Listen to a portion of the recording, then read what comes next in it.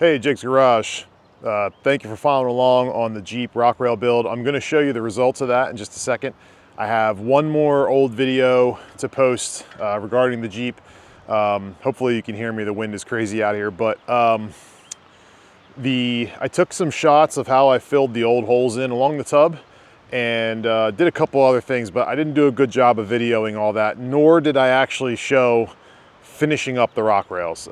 You saw a bunch of welding take place, but you didn't see painting. I'll go over what I did for that, but for now, here's a little clip of how I plugged those holes up. It'll be real short, and then we'll get to the unveiling of the finished rock rails on the LJ. So take a look.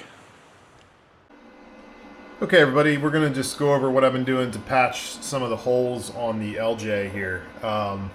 So the previous owner had what looked like LJ, the diamond plate LJ rocker protectors, but they had welded hoops, like rock rails to them.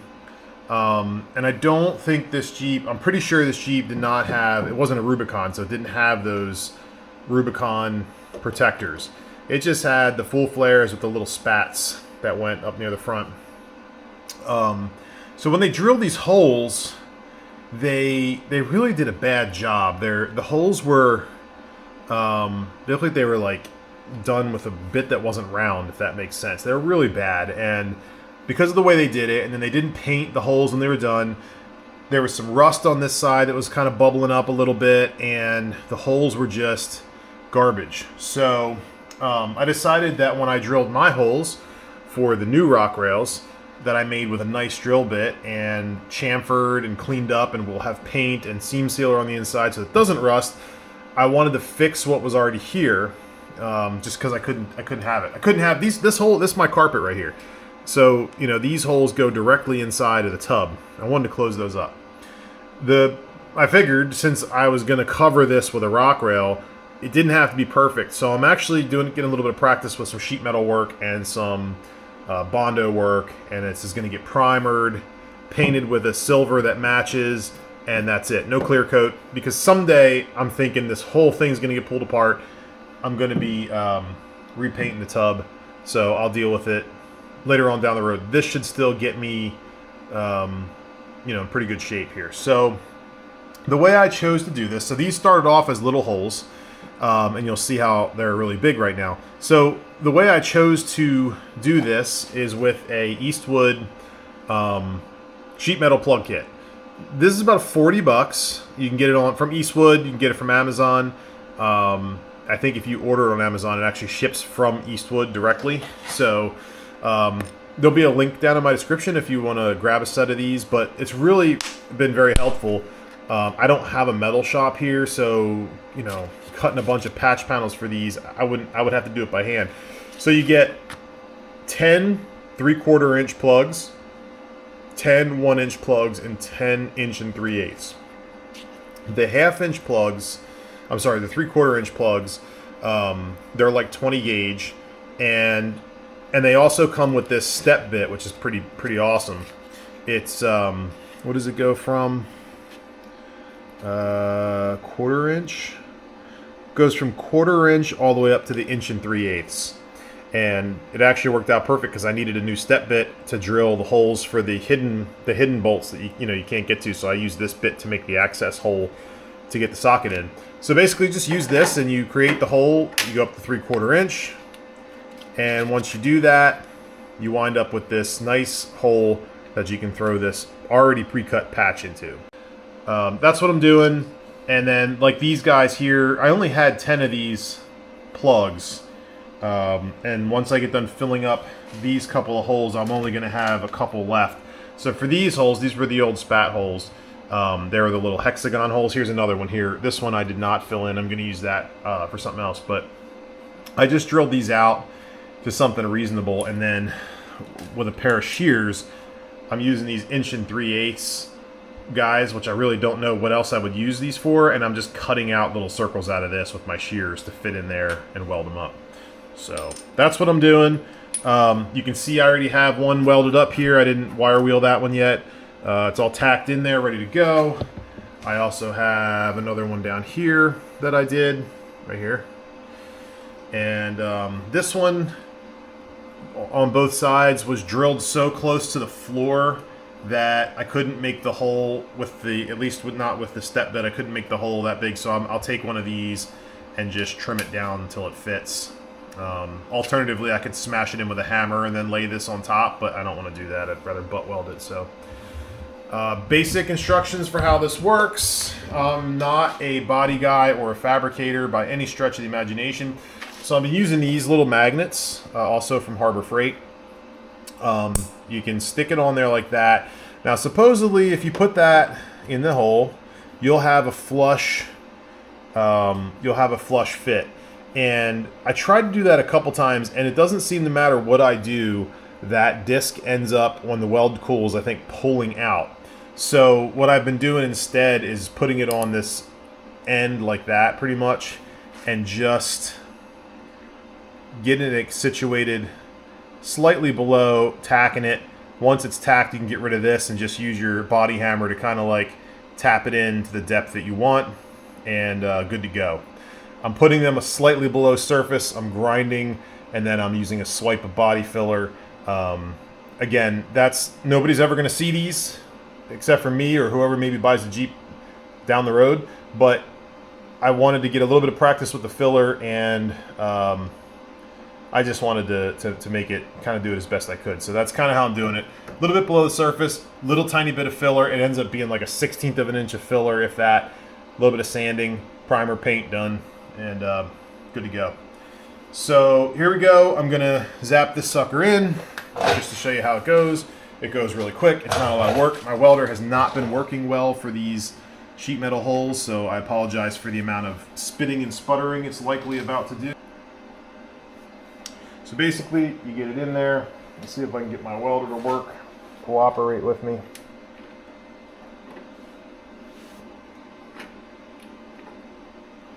And give it a good zap.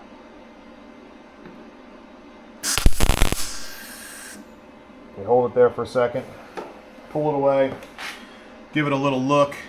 It's a little tiny bit proud right there, so I'm just going to take my hammer and just enough. There you go. See, actually kind of flush right there, but here I'm good. So you're done with the magnet. Give a little tap on this side. That was exciting. When I come back around, I'll hit that sucker, but that's pretty much all you do. It's not that hard.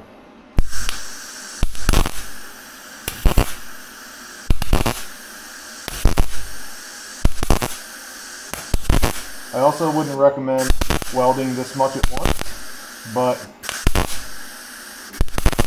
as I said, you're never going to see this. This, by the way, I don't know if you've ever looked at a Jeep TJ's rocker. There is not a straight square inch on this thing. Everywhere there's a spot weld along this seam is wavy. These things are not, this area of the Jeep is not the straightest thing in the world. So I don't really care if I get a little bit of weirdness with the weld. So I just kind of wait a minute, a couple of minutes here. I did like 4 or 5 tacks. I'll wait a minute and then do the bottom half. Hit it with a little bit of wire brush, and that's it. But yeah, that's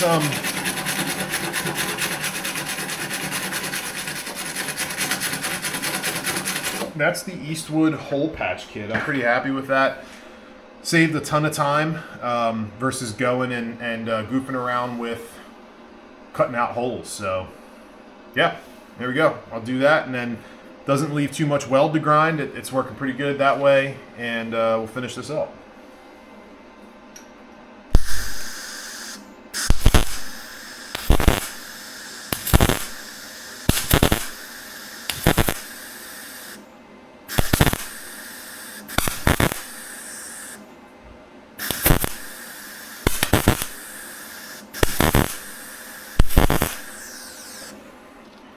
So again, not great, but come in here with one of these guys and just give it a couple swipes with a decent pad, nice rough pad. That'll be cleaned up in no time. No big deal. Cool. So that's how you do it. Well, that's how I do it. Okay, without further ado, here is the finished product. I'm really happy with how these came out. It's going to be a pity to drag them against the rocks, but that's what we're going to do with this thing. So you can see it's all painted up. The paint was really simple on this. I did self-etching primer. I scuffed it first, self-etching primer, and then shot it with just whatever semi-gloss black I had. I want to be able to touch these things up when I scrape the bottom, hit it with a little bit of spray paint, good to go. You can see my flush mounted hardware. I went with Phillips head, flat Phillips heads. I was able to, once you start getting that lock nut tight on the back, you don't really need to hold the front, so I was able to crank everything down.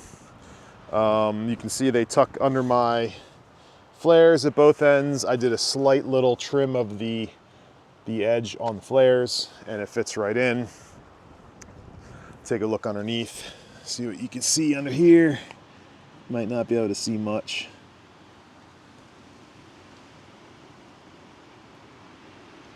But it's nice and tight, and the, oh man, the wind is brutal. Nice and tight, and the step works great for getting in and out. I did do something kind of corny. I liked the unlimited stickers because, I mean, this is an LJ, right? So you pay extra for that unlimited sticker. Sticker just didn't seem like it fit well here. I kind of covered up where the old sticker was. So I 3D printed using the exact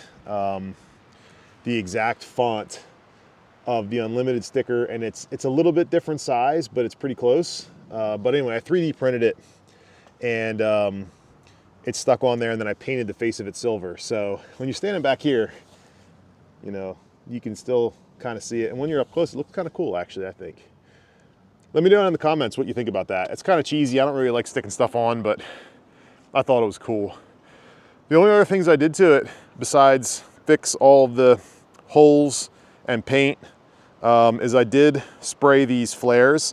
Now these flares are pretty much at the end of their life, drift stitched and everything, but they were really crappy looking. So I hit them with some like Bulldog adhesion promoter, and then used the same paint that I used on these right on there. If I scratch them up, I just spray them with a little more. It's gonna be great. I had some edging from some other flares that I had gotten for the Suburban, so I just put edging on there. It's kind of a little wonky right there, but sit it out in the sun for a little bit. I'll get that fixed up. All the hardware is stainless steel, just bolted right into riv nuts, so there's no problems getting the flares on and off. And here's the other side. It's in the shade, but they're very symmetrical. They look great, and like I said, they are perfect. When the doors are off, you can kind of rest your foot in this area here, kind of like a highway peg if you want, and it's kind of cool. So that is the finished product on those rock rails, and thanks for hanging in there for that. I know that the postings have been a little sporadic, but I only have one other video that's kind of old, and it's actually fairly new. So I took it a few months ago. I'll be introducing a new project, and then right after that, I'll be caught up, and you guys will be getting on-time content with up-to-date projects and a really big unveiling that I have coming up. Keep watching, keep hanging in there. We're getting there. I'm starting to build up some momentum. I want to hear you guys' thoughts, suggestions. What do you want to see me do? This thing's also going to need rear control arms, so that's a really basic project, but I'm gonna take some video anyway. Hopefully I can keep it nice and short and concise, but these things are actually not this side, it's the other side. It's toast. The whole Jeep crab walks when you're trying to drive. It's pretty bad. So I have arms for it, temporary fix until I lift it more. So yeah, let me know what you want to see. Plenty more to come. And thanks for hanging in there as long as you have on this. If you have any questions about these rock rails, let me know. They were really fun to build. Would I do it again? I don't know. That was a lot of work, but I love them. So, all right, cool. Thanks for watching.